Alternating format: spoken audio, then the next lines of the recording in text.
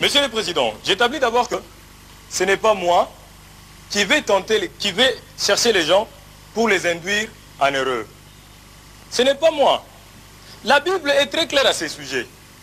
Et je vous prie, pour ce faire, de consulter Jacques, chapitre 1, verset 1 à 12. Vous constaterez que ce que je dis est vraiment vérifié. Si votre délicatesse peut permettre que je prenne la Bible pour que je vous en fasse lecture.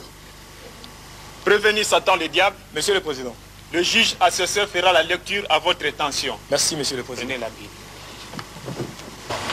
Épître de Jacques, chapitre 1, versets 14 à 15. Je cite.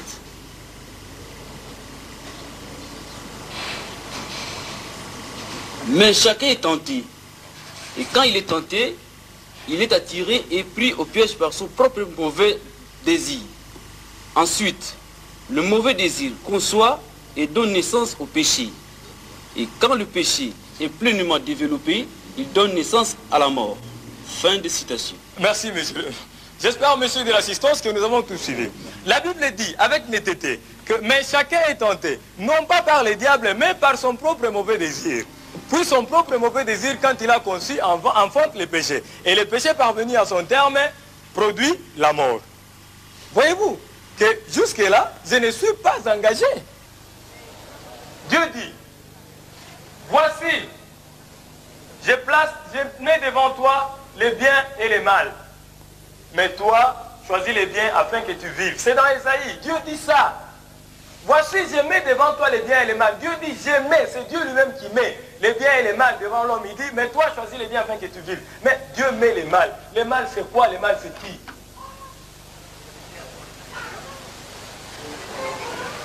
Monsieur, faites valoir votre libre arbitre. Dieu ne dit pas, réfère-toi au diable pour choisir. Il dit, toi, choisis, c'est un impératif. Mais si toi, tu choisis les mal, ce n'est pas moi qui te le fais choisir. Messieurs les hommes, je me résume. Évitez de tomber dans une erreur irréparable. Vous rendrez compte à Dieu de ce que vous aurez fait de la vie qu'il vous a confiée. Et moi, je rendrai compte à Dieu de ce que je sais.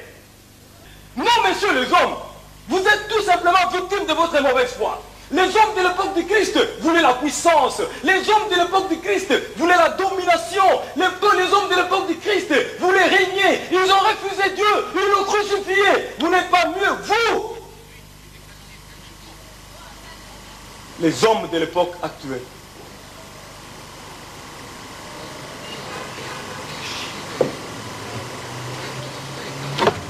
Messieurs les hommes, encore une fois, soyons sérieux.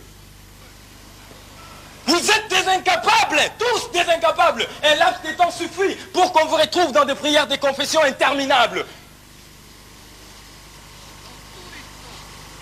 Observez, je vous prie. Les hommes qui s'efforcent de paraître justes devant Dieu.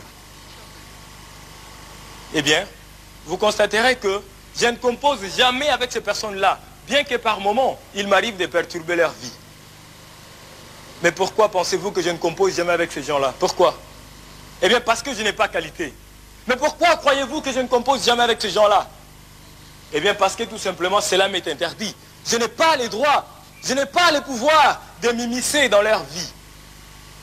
Par contre, allez chez des personnes perverses, celles qui pratiquent la magie et des choses similaires. Vous constaterez que ces gens-là ont déjà eu à voir les diables et plusieurs de ces manifestations dans leur vie immédiate. Malheureusement, c'est celles des personnes perverses comme celles-là qui sont majoritaires.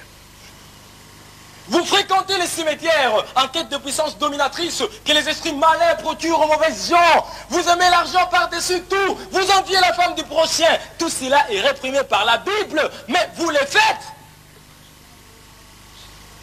Vous avez votre conscience pour vous arrêter, mais vous refusez. Vous commettez des actes, mais vous ne voulez jamais en supporter les conséquences. Puis soudain, quand cela se retourne contre vous, vous accusez les diables. Ce n'est pas juste. Non, messieurs, vous n'avez pas raison de m'accuser, messieurs les hommes. Je plaide non coupable.